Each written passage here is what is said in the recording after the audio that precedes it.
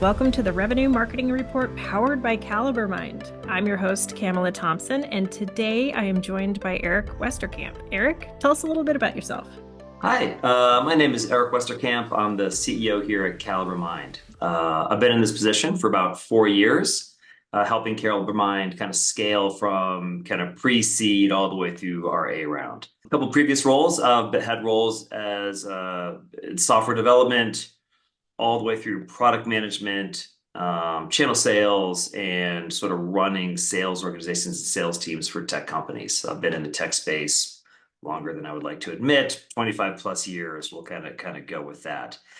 Outside of this, I do things like rock climbing. I love to ski, and I live in just right outside of Boulder, Colorado. So, thank you for being an advocate for the show, first of all. Second of all, the reason why I brought you here, there were several reasons, but one of which is talking about how you encouraged your team to think about generative AI when it first came out and how they could incorporate it into their work streams. Yeah, it's interesting. We when generative AI first started to show up, we took a hard look at it, and because of the nature of some of the products we do at CaliberMind, we have a pretty close relationship with Google and some of the things that they're doing over there. We get access to some kind of early releases of technology. So we've been taking a really hard look at it, and we found some very interesting things with generative AI. We were looking at it kind of from two angles. One is how well does it work for sort of like summarizing data and taking information and allowing people to kind of digest it. And the other was, kind of core to what we do. How well does it do with analyzing data and taking information and kind of running analytics on it? And we found a pretty significant gap between those two use cases. So when it comes to analytics and being able to take the data and really kind of, to some extent run math, we found that the models really did not hold up. You had to get so specific in like giving it information. I want you to run, here's a table, here's some data, run a standard deviation on it. Sometimes it would get it, sometimes it wouldn't. Often it would just say like, I don't understand your question. And that's even using some of the analytics modules. So we kind of backed away from that. What we found though was that summarizing data, summarizing information, it was actually very, very good at. So we did a couple of things. Internally, we ran a hackathon. And in that hackathon, we went out to the whole company and we said, hey, come up with great use cases for how you would use generative AI inside of CaliberMind and kind of bring those back, either for our customers, inside of the product, or even internally. How would we optimize things? And we found a couple of really neat kind of use cases internally. On the sort of software development side, this probably isn't news to anyone, but we found that we're often looking at configuration that's sitting in SQL files or how our business rules are developed inside of our pipelines. And often different teams need to kind of look at that data.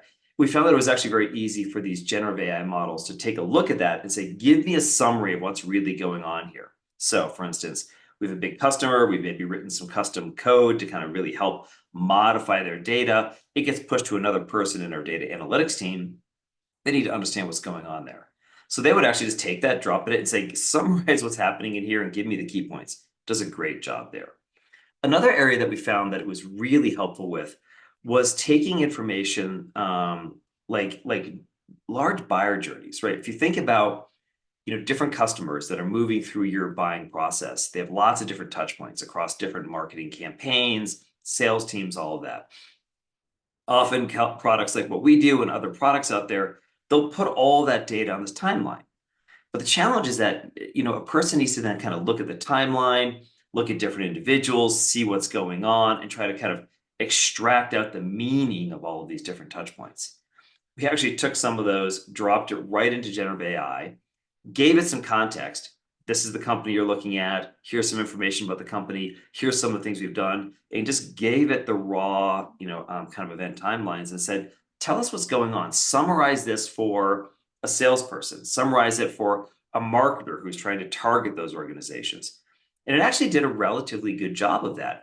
It summarized data, told you which individuals that it saw across the timeline were most engaged, what they were doing, what they were responding to. And then when you gave it sort of the persona of a marketer versus a salesperson, for instance, it was able to kind of parse out and say, here's maybe some tactics that have been working with this customer that you want to go. Here's some people in the organization that that maybe you want to target with these different processes and these different campaigns. So it did a pretty good job there.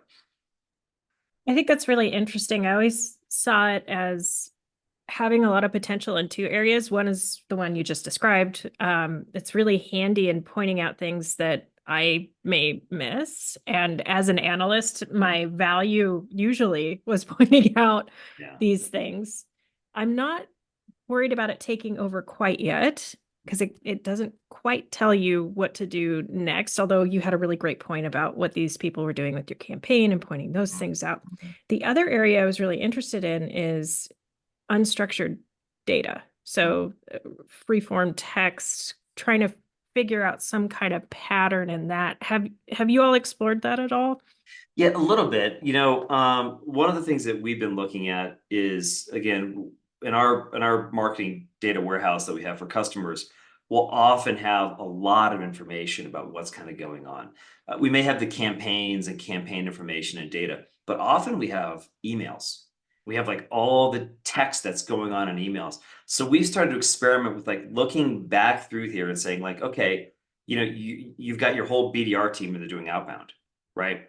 So first, which ones are having successes in responses, right? And then what is it about those outbound emails, their outbound texts that's actually maybe a common between these different, or how do I take these 12 successful outbound campaigns and summarize them into what's going on and maybe create some new campaigns and all that. I think it's really early days for some of that.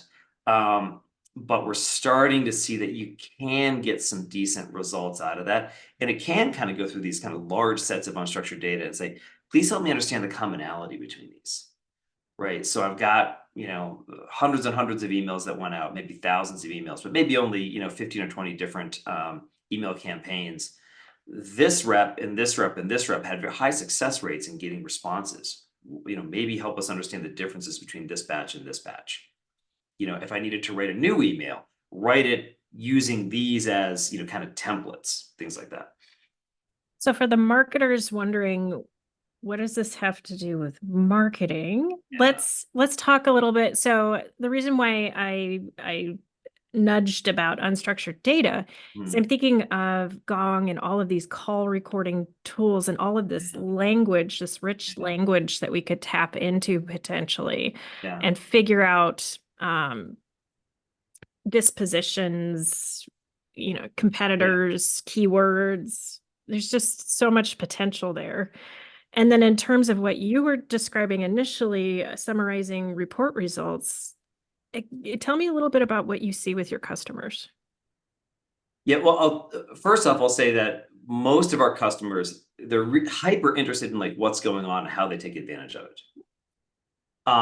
The use cases are just emerging, right? And the challenge you get with generative AI is that it tends to be very, I'll call it spiky. Hey, it really gives us some great results now, and now it's giving us no results, and now it's giving us some great results, and now I get something that I'm not even sure what that is, right? And so it's tough to operationalize at this point because of that. And then the technology is moving so fast. Like ChatGPT, has ChatGPT 4 out there now talking about 5 and it's moving so fast. A lot of people are just waiting until the next version because that's supposed to be so much better, right? So how are marketers taking advantage of it? Again, I think that they're using it to take information, contents, and campaigns that they're seeing are working and create new versions of it that kind of embodies some of the characteristics of these. So they feed in, like, I had this campaign, I had these, I set, all these email out, products that basically send out, all your emails and things like that for the sales teams. They'll say, here's the 20 emails I sent out. This is what's working, right? Maybe here's some campaign or a piece of content that we wrote that's resonating. Okay, I want to write a new piece. I want to give you the 5 or 6 bullets I want to write about. Here's some samples of content that we liked. Help me rewrite this using sort of this tone and the things that were successful over here. We're starting to see people experiment with a lot of that. The key from my perspective is the measurement. So you've got to really figure out, like, what of these things are actually working, like, so how do you know that if I rewrote this thing using ChatGPT 4 or Google or something like that, Bard, if it's working or not working, right? And I think the feedback loop that I think where people are starting to get, aim at is if I can take generative AI, I can measure its success, I can then feed the stuff that's working back into it to create new content. That's the feedback loop that you want to be able to build. But it requires combinations of generative AI plus measurement tools, whether it's attribution or engagement scoring or something like that. You need to be able to measure success because otherwise you don't know which pieces to kind of double down on and which pieces to you need to be able to tell these systems that this worked or this didn't work, right? To Yeah. get more content out of it. And if you really know a topic and ask ChatGPT about it, you may get the right answer, but you may get stuff that's all over the place. So Yeah. having that feedback mechanism is really important, and telling it what doesn't work and what does work in the same Yeah. chat is really, I think Really people important. underestimate how much information it needs to really work well. Yeah. Yeah. Yeah. It And really that's does. the same with machine learning, right? So it takes quite a bit of data to be able to train it. Yeah. And I think there's a lot of marketing teams out there that probably have enough data because we're collecting so much. But what are some recent developments your team's seen in the machine learning space? It's again, it's super interesting in that there's so much hyper focus on generative AI and what it's doing, right? That you don't hear people talking about sort of standard machine learning algorithms. And I'll be honest, my opinion is that the majority of the value you can get at this point in time is based on it's sort of standard machine regression analysis, standard deviations across your engagement score, things like that. There's so much that you can do with that. Marketing teams are so to be blunt, are so far behind a lot of other industries in taking their data and even applying these standard algorithms to it. There's so much value they can get out of just doing that, right? Even before they jump into how do I leverage generative AI? How do I use these large models and things like that? What they first it's measure what's working, what's not working. So advances we're seeing is that we're seeing that it's becoming easier and easier to, everybody has an API. So it's becoming easier and easier to acquire data, right? So it's, any product I go use now, I'm using Gong. I can get the data out of Gong. I'm using Apollo for emails or outreach or something like that. I'm using, one of the marketing automation platforms. There's so much data I can get. But the challenge is that you have all this data, it's very distributed. It's really they're all in different formats. They're coming in different ways. You have to stitch it all together, and it comes back to that. Now, if I can get that data into a timeline or some consolidated set of information, now I can apply the machine learning to it because the data's been normalized, right? The machine learning algorithms really need data that's shaped in a way that's consistent. And so you need to take the data from all these platforms and shape it in a way that I can then feed it into machine learning, right? And then try to create really interesting results. Some really cool things that we're seeing out there. Again, we work pretty closely with Google. Google has released a whole new framework called BigQuery ML. And BigQuery ML is effectively SQL that you can write, and you can embed machine learning training and everything right inside the SQL. So we have some of our more advanced customers are actually using this on top of our platform right now, where they can then take a common set of data and start experimenting. We have customers that are saying like, please tell me I want to go look at all these leads and figure out which of them are most likely to convert to MQLs and SQLs using a large feature set, right? To do that, think about it. If I've got those leads and they're coming in from 20 different sources with different data sets, I need to normalize that data to feed it into that algorithm. But it's becoming much easier with these frameworks to then take that data when you have it, feed it in, train it, and come up with some very interesting results. Then the next question is, what do I do about it? How do I action on that data? Hey, now I've got these leads that I think are really good. What do I do with that data? Do I send it to marketing? How do I operationalize it? Yeah, and I think a lot of marketing leaders struggle with prioritizing data projects Yeah.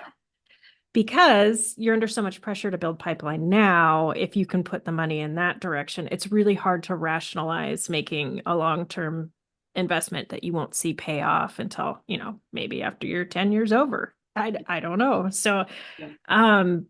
but the benefit of that is huge in that, like you said, you can actually see what's working and what isn't. And it's just, as opposed to just throwing things against the wall and moving to the next thing you're going to throw against the wall. I think I read a interesting article. I think it was from Bain and Company. They say something like that the marketing teams that leverage and have good control of their data, outperform their other teams by like 40 or 50%, something like that. Like they're getting just significantly better results. But getting there, I mean, it's challenging. Data's messy. You've got to put processes and systems in place to kind of really get there. But once you do, the outcomes are much stronger for those teams. That's a great segue into our next topic. Tomorrow, we're going to be talking about ICP analysis and how machine learning can help remove some of those biases. Listeners, thank you so much for tuning in to the Revenue Marketing Report. Please tell 2 friends, subscribe, download, whatever you can helps. And for those of you looking for more great content like this, check out CaliberMind.com.